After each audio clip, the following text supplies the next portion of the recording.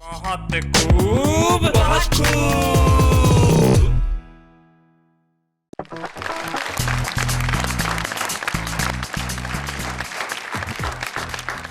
बहुत खूब के करोड़ों दर्शकों को आपके मित्र शैलेश लोढ़ा का प्यार भरा नमस्कार और साथ में बहुत खूब। तो हमारे साथ हैं आज अमरावती महाराष्ट्र की श्रीमती ममता मेहता। नमस्कार ममता जी, आइए।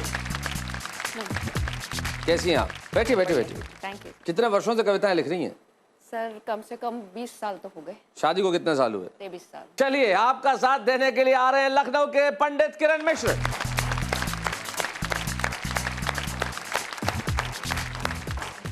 कैसे हैं पंडित जी आप? बहुत ठीक हैं, सानंद हैं? एकदम। बैठिए बैठिए बैठिए। और सीरियल में और फिल्मों में आपका लेखन जारी है, चल रहा है एकदम। क्या बात है। आप दोनों का साथ देने के लिए आ रहे हैं एक शायर जो हमारे साथ है लखनऊ से, श्री भारत भूषण पंत।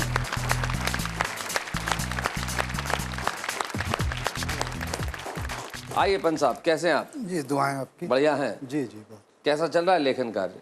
चल रहा है, काम चल रहा है। मेरी शेर कह रहे हैं इन दिनों? शेर कह रहा हूँ मैं, मेरी अदबी काम कर रहा हूँ, किताबें जी। आती है मेरी। मुझे जानकारी से पता चला आप वाली आसी साहब के जी हाँ, मैं वाली आसी साहब का शागिर्द हूँ। उनके शागिर्द हैं आप? जी, जी। तो उन्होंने कभी इस्लाह किया आपके? उन्होंने ही इस्लाह किया। उन्होंने ही जी, इस्लाह जी, किया। जी, जी। आपको कोई ऐसा शेर याद है जो आपने कुछ और कहा और उन्होंने इस्लाह किया, फिर ऐसा हो गया? मैं तो समझता हूँ कि इस्लाह का जो शुरुआती दौर था मेरा, जी 88 के सन में मैं पहुँचा था उनके पास, तो उस समय जितनी मेरी गज़लें थी, सबसे मैं आपको एक बहुत दिलचस्प किस्सा सुनाना चाहता हूँ। जी। कि वाली साहब ने मुझसे पूछा था कि आप कितनी गज़लें लेके आए, कितनी कही हैं आपने आज तक? तो मैंने कहा लगभग 800 गज़लें हैं मेरे पास। तो उन्होंने मुझसे कहा कि आप गलत आ गए मेरे पास, जी मुझे आना चाहिए था आपके पास, इतनी तो मैंने नहीं कही हैं। जी जी जी, क्या बात है। जब मेरी पहली किताब आई है तो उसमें मेरे ख्याल से उसमें से एक भी गज़ल नहीं थी। वाह।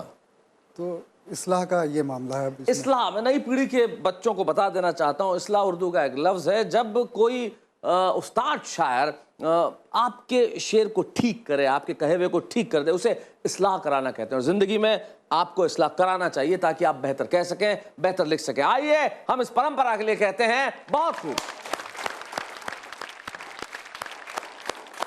तो बहुत खूब के आज के एपिसोड में पंडित किरण मिश्र हमारे साथ हैं, हमारे साथ हैं ममता मेहता और हमारे साथ हैं श्री भारत भूषण पंत। तो आइए आज के एपिसोड की शुरुआत हम करते हैं कुछ शानदार शेरों से जो भारत भूषण पंत जी हमें सुनाएंगे और जिनके लिए आप कहेंगे बहुत खूब। तो आइए स्वागत करते हैं भारत भूषण पंत जी का।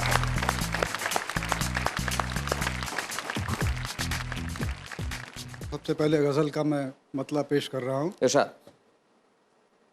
फिर से वही मंजर पसे मंजर से निकालो, फिर से वही मंजर पसे मंजर से पसे निकाल। मंजर से निकालो, डूबे हुए सूरज को समंदर से निकालो। क्या बात है भाई, वाह वाह, बहुत खूब।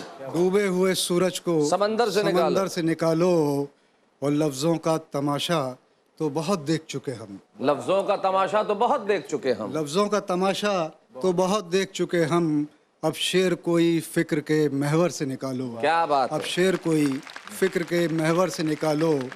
और शेर पे गौर जाऊंगा शैलेश भाई, देखिएगा कि वो दर्द भरी चीख मैं भूला नहीं अब तक, वो दर्द भरी चीख मैं भूला नहीं अब तक, कहता था कोई बुत मुझे पत्थर से निकालो। क्या बात है भाई, बहुत खूब, बहुत अच्छे। वो दर्द भरी चीख मैं भूला नहीं अब तक, वाह। कहता था कोई बुत मुझे पत्थर से निकालो। वाह। और आखिरी शेर इस गज़ल का पेश कर रहा हूँ कि ये शख्स तुम्हें चैन से रहने नहीं देगा, ये शख्स तुम्हें चैन से रहने ये नहीं। शख्स तुम्हें चैन से रहने नहीं देगा, तन्हाइयाँ कहती हैं इसे घर से निकालो। क्या बात है भाई, बहुत कहती अच्छा। हैं बहुत इसे बढ़िया। घर से निकालो। शैलेश भाई, एक गज़ल का मतलब और चंद शेर और पेश इरशाद। करना चाहूँगा कि खुद पर जो एतमाद था झूठा निकल गया, खुद पे जो एतमाद था झूठा निकल खुद गया। पर जो एतमाद था झूठा निकल गया, और दरिया मेरे कयास से गहरा निकल गया। वाह वाह वाह वाह, बहुत बढ़िया शेर है भाई, बहुत अच्छे। खुद पर जो एतमाद था दरिया मेरे कयास से गहरा निकल गया भाई। झूठा निकल गया, दरिया मेरे कयास से गहरा निकल गया। गहरा निकल गया, और शायद बता दिया था किसी ने मेरा पता, शायद बता दिया था किसी ने मेरा पता, मीलों मेरी तलाश में रास्ता निकल गया। हाँ हाँ हाँ भाई, बहुत खूब। भाई शायद बहुत बता बढ़िया, दिया बहुत था। अच्छे, बहुत बढ़िया, शायद अच्छे। बता वाह, दिया वाह, वाह, था बहुत बढ़िया। किसी ने मेरा पता मीलों मेरी मीलों मेरी तलाश में तलाश रास्ता निकल में गया। रास्ता निकल गया।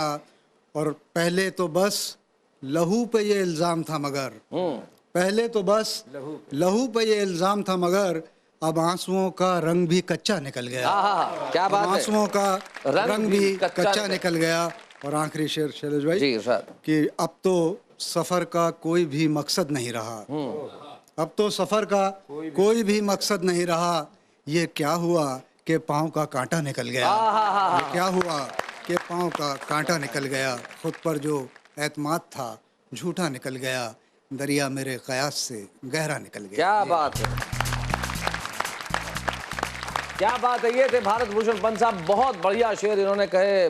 लेकिन क्या है, मैं हूं मज़ाहिया आदमी साहब, मैं तो जो भी काफिया मिलता है उसमें देखता हूं कि क्या हो सकता है काम। अब देखिए ये जो आपने कहे कि मंजर से निकालो और कहता था कोई बुत मुझे पत्थर से निकालो, तो हमारे एक दोस्त थे साहब, वो ऐसे थे कि जिंदगी में हम कभी भी रेस्टोरेंट चले जाएं उनकी जेब में 5 रुपए ही रहते थे, क्योंकि वो जानते थे ये निकालेंगे और बिल इससे ज्यादा होगा। तो फिर ऐसे में कोई शेर कहना पड़ता है, जी जी है ना, कि ये 5 का नोट है, वापस इसे रख लो, है बिल 58 रुपए है, 100 का जो नोट है अंदर से निकालो। तो ये जो अंदर से निकालने वाली बात है ये बड़ी कमाल की होती है। हम अंदर से कुछ और चीजें निकालेंगे ब्रेक के बाद। बहुत खूब,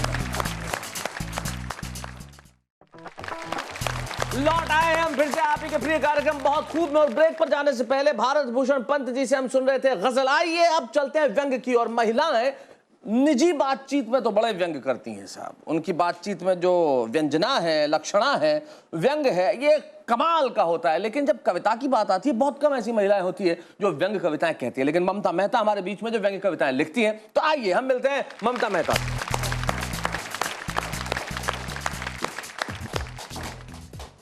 ये कविता एक छोटी सी आपके सामने प्रस्तुत है कि मेरी फ्रेंड ने जब अपने पुराने मकान को रिन्यूवेट करवाया, जी, मेरी फ्रेंड ने अपने पुराने मकान को रिन्यूवेट करवाया, सच कहती हूँ कसम से मुझे बड़ा गुस्सा आया।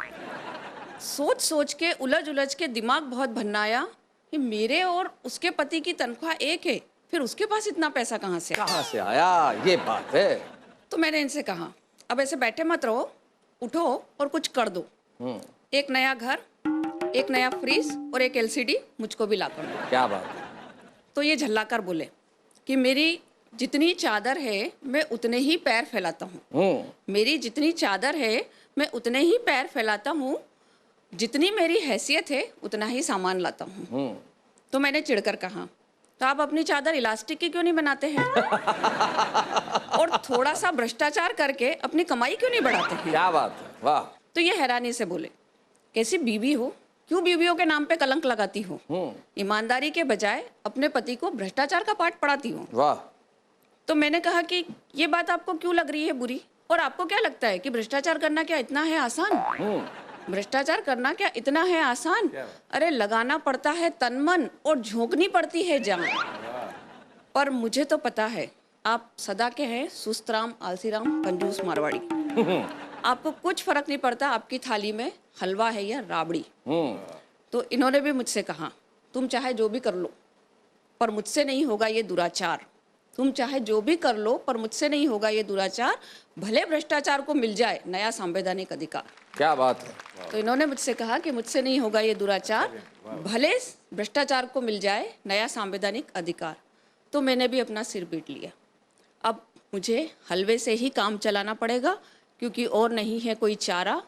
क्या करूं, मेरी किस्मत ही फूटी थी, जो पति मिला है मुझे निकम्मा और नाकारा। क्या बात है, वाह वाह वाह वाह। बहुत बढ़िया, आपने अपने पति को भ्रष्टाचार का पाठ पढ़ाया।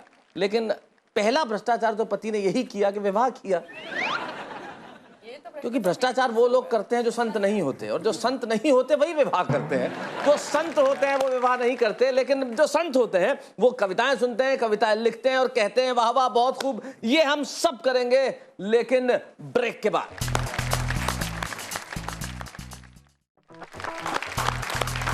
लौट आए हैं हम फिर से, बहुत खूब। मैं ब्रेक पे जाने से पहले भ्रष्टाचार की बात कर रही थी ममता मेहता जी, और ममता मेहता कह रही थी कि पत्नी पति को प्रेरणा दे रही है कि पति भ्रष्टाचार करे। हो सकता है, क्योंकि मुझे याद है एक गांव में नए नए कलेक्टर सब आए। बात बड़ी बारीक है लेकिन ऐसा होता है। हमारे देश की जो व्यवस्था है, जो हमारी कार्यपालिका है, उसमें व्यवस्था कैसी चलती है कि नए नए कलेक्टर साहब आए तो कलेक्टर साहब अपनी पत्नी के साथ इवनिंग वॉक पे जा रहे थे और सामने से एक पटवारी अपनी पत्नी के साथ आ रहा था। पटवारी की पत्नी लक दक सोने के गहने भरे पड़े। तो कलेक्टर साहब की बीवी ने उनसे पूछा, ये जो आ रहे हैं सामने वो कौन है? बोले पटवारी हैं। बोले आप पटवारी कब बनोगे? भ्रष्टाचार कलेक्टर को भी पटवारी बनवा सकता है और पटवारी को न जाने क्या क्या। चलिए इस पे हम बाद में बात करेंगे, लेकिन इस वक्त हमारे भोजपुरी बयार के सेगमेंट में हम हमारी भाषा की महकती एक कविता सुनवाना चाहते हैं, एक गीत सुनवाना चाहते हैं पंडित किरण मिश्र से, जिनके गीत में भाषा की सौंधी सौंधी महक है और शब्दों का अपूर्व चयन। पंडित किरण मिश्र।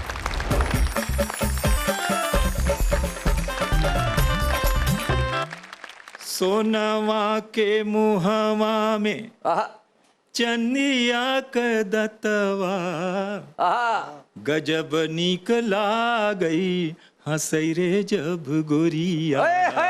क्या बात है, बहुत अच्छे, बहुत बढ़िया। नीक लागई हंसई रे जब गोरिया, अरे चमकई चनरमा उजेर पाख कई जस, घुंघटा उठाई के लखई रे जब गोरिया। क्या बात है, तो बहुत भल अच्छे। नीक लागई हंसई रे जब गोरिया।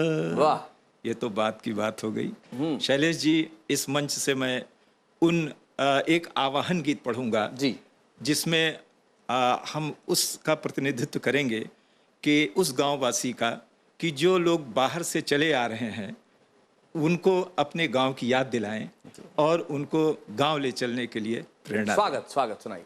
गंगा माई के सुमीर सबके शीस नवाई, आहा, गंगा माई के सुमीर सबके शीस नवाई, एगो गीत सुनावे ऐली हो, एगो गीत सुनावे ऐली हो, हम तोहरी नगरिया में गाँव क अपने बतिया बतावे ऐली। क्या बात है, बहुत अच्छे। एगो मैं बहुत गीत बढ़िया। सुनावे बहुत अच्छे। ऐली हो।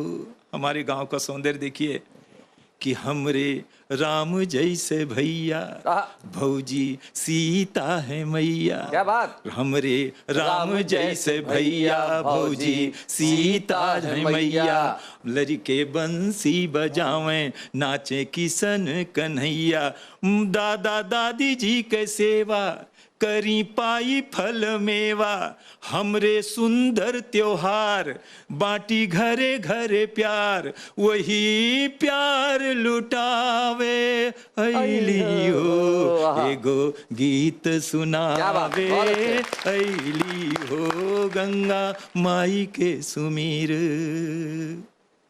इसमें अब की दूसरे बंद में वो दर्द देता है और कहता है कि चलो अपने गांव लौटो। हम हई गाँव वासी, हम हई गाँव वासी, हमरा मनवा है काशी। हम हई गाँव वासी, मनवा अवध है काशी।